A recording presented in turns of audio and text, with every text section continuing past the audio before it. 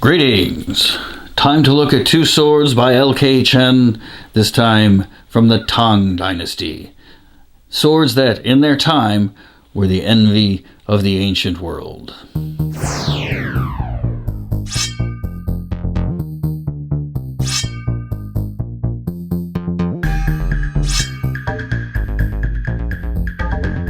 Greetings everyone, welcome to the Sword Lab.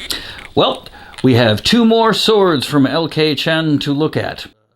Tang Heng Dao on the website and the Palatial Dao. Both from the Tang Dynasty, as we will get into.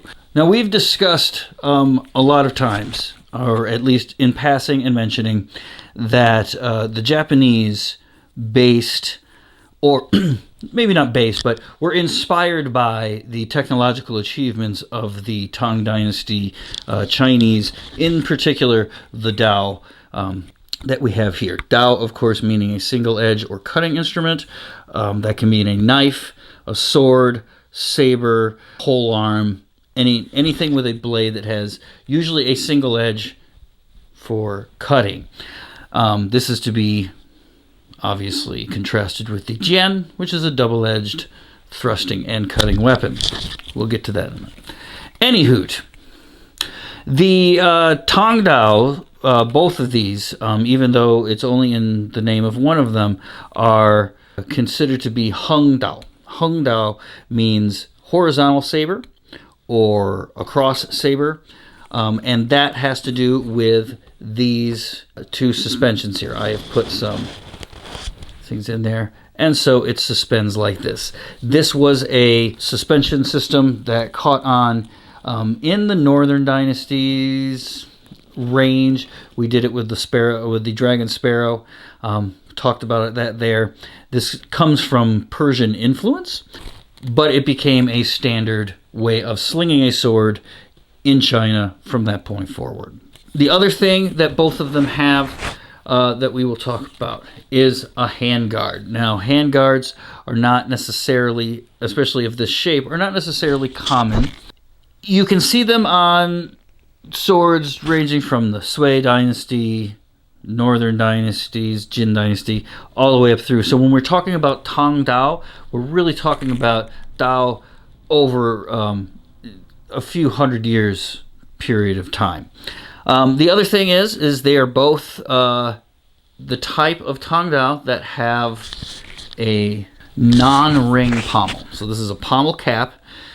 This one has a lanyard in it. The Heng Dao does not. It has the pin there. You can see on here the pin in the handle there. It is given a little greebly, floral arrangement type of thing on the Palatial Dao.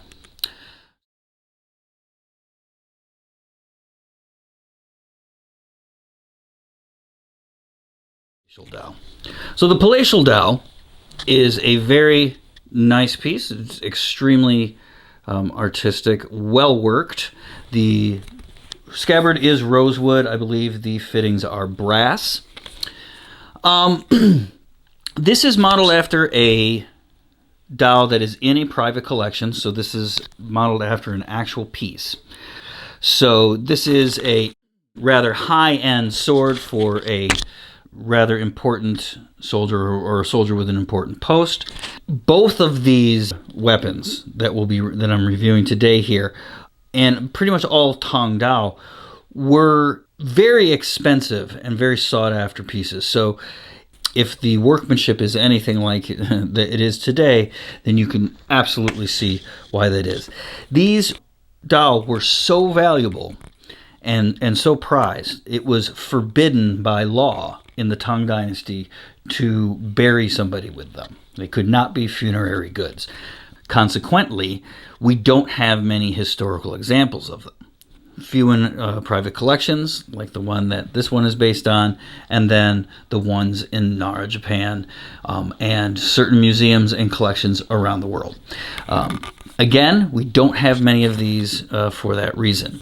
This actual weapon, so historical accuracy, if you check it out, the fittings, all of this stuff looks absolutely perfect. something that we've come to expect from LK Chen. Okay, so if we look at the blade, it is another beautiful example of LK Chen's pattern welding and folding prowess.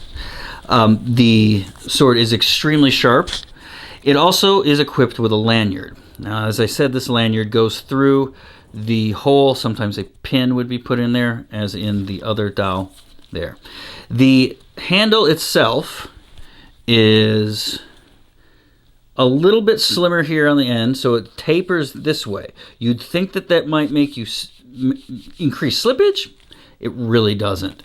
This little nubbin really actually serves as a nice contact point that gives the sword a little bit of grip without having to put grip over the entire thing. Now, obviously, if your hand is wet, if you've been cutting for a while, then yes, the handle will get slippery, hence the lanyard. As we have been playing with these things, we've actually used the lanyard. Ooh, and that's why you have a lanyard. Matthew went up for a cut, missed, hand was sweaty, sword slipped right out. But because of the lanyard was there, nobody was hurt, the sword didn't hit the ground, nothing happened to it. So there you go. I have been playing with this for a while. This is one of my favorite weapons that I own. I can use this in any way that I want to. It's extremely responsive. It's light enough that I can really play with it, and it is heavy enough that it carries some authority in the cut, so I cut with it a lot. I've cut with it actually so much that I gave myself a little bit of tennis elbow, so a little bit of a warning there. It is a very, very fun sword. I think the blade geometry has a lot to do with that. It has the classic Tang straight blade with this angular chisel type tip there. If we go up close to there, hopefully you can see that. And it has a straight hamon, so it is differentially tempered as well as being forge welded and pattern welded, so, or Damascus. So all in all, this is a very, very kind of high-end weapon.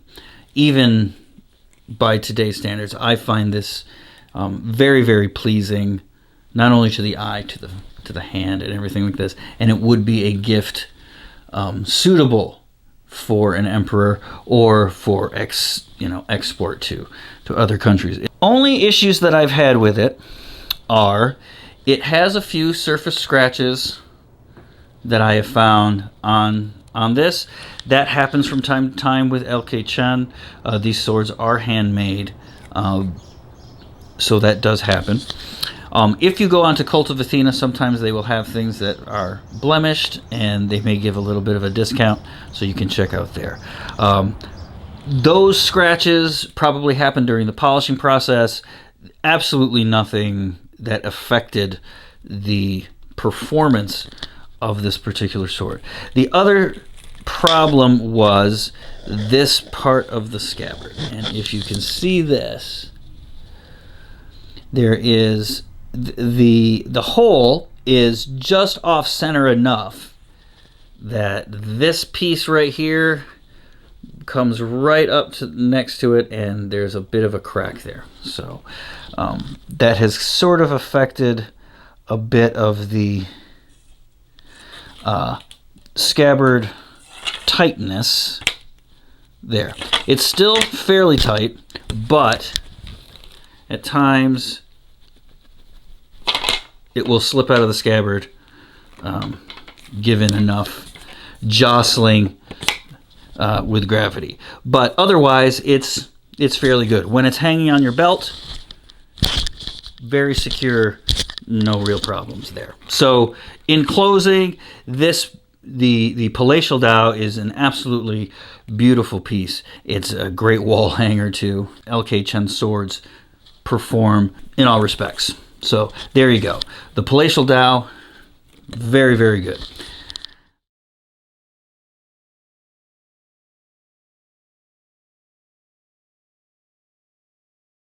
So now let's talk about the Heng Dao, as it is called on the site.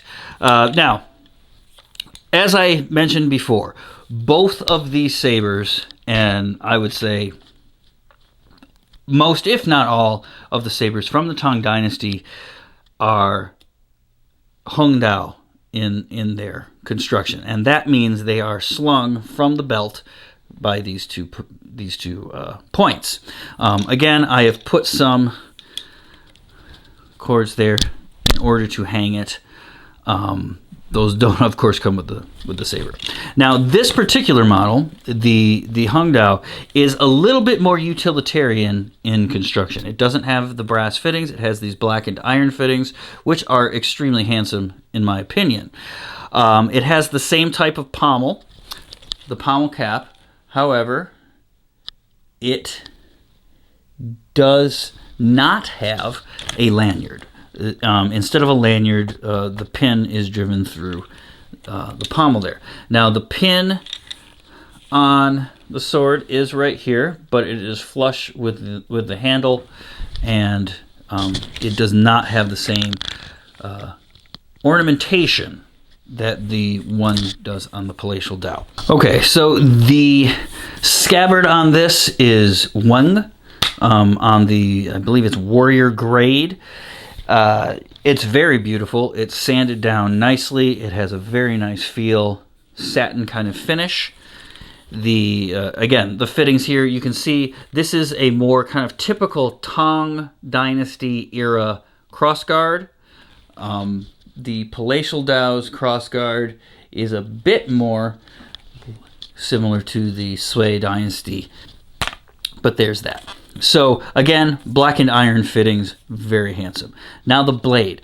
The blade is mono steel. It is spring steel, high carbon, I believe magnesium spring steel. I'll try to write that right down there. It is not pattern welded, which is of the LK Chen swords that I have, this is the only one that is not pattern welded thus far. So the blade is not quite as fancy in that way, but it is a very, very good blade. It does not have the bevel that the Palatial Dao has, but it does have a false edge up at the top. Okay, so it has this jian-like tip with two cutting edges. The cutting edge stops right about there.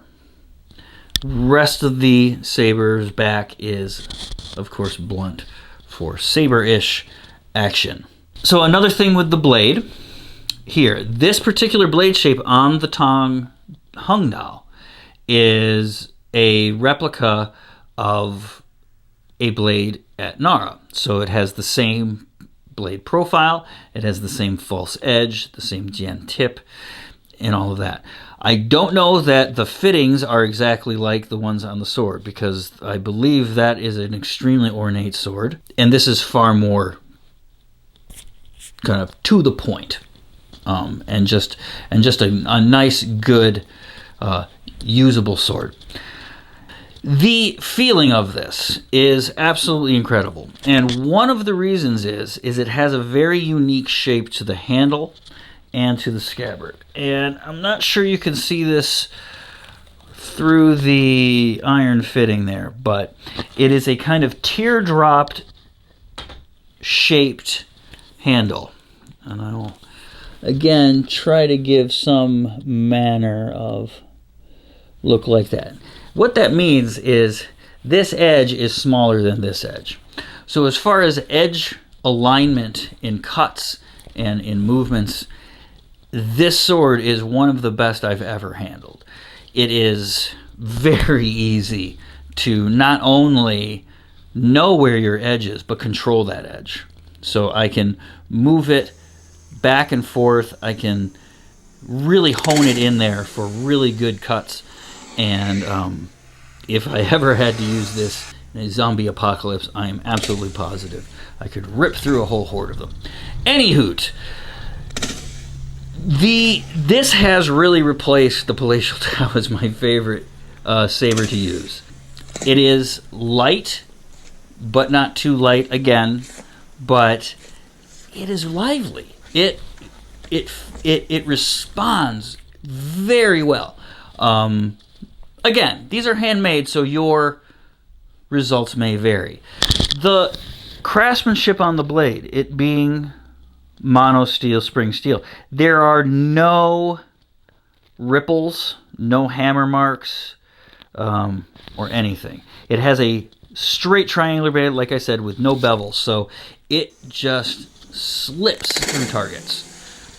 It's extremely fun, and because the tip has two edges, it thrusts like a champ. It really is a wonderful, wonderful saber. I would actually recommend this if people are looking to get a sharp sword. They practice Chinese martial art in any way. The temptation might be to go for a Qing Dynasty type of look, or a New Wei Dao, something that you're used to kind of playing with. I would really recommend something like this. It has a connection to history. It feels very much like any other Dao, but it has these extra features. It has a kind of more elegant profile, and I think it would give people a better appreciation for how far metallurgy and sword making came in China. Japan kind of took that crown, but they did steal it from China, and these are the weapons that they stole it from. There we are, the Tang Dao, probably one of history's most sought after and admired weapons. LK Chen has again done a beautiful job in bringing these weapons out of the past and putting them into the hands of modern martial artists, so we can have a better understanding of the things that we do, of the history, whether you be doing Chinese martial arts, whether you be doing Japanese martial arts, or any other type of martial arts even. These are definitely pieces of history. On the website it says a time machine in your hand, and that is exactly how this feels. You see these things in museums and they're corroded, and lots of them can't even be drawn out of their scabbard. They're missing their handles. Any of the wood elements are completely gone. So to recreate these things, bringing them out of those mists, is a wonderful service. All right, that is it for this review. Please check them out on their website, LK Chen Swords, and we will see you next time for another review. Patience, practice, perseverance. See you next time.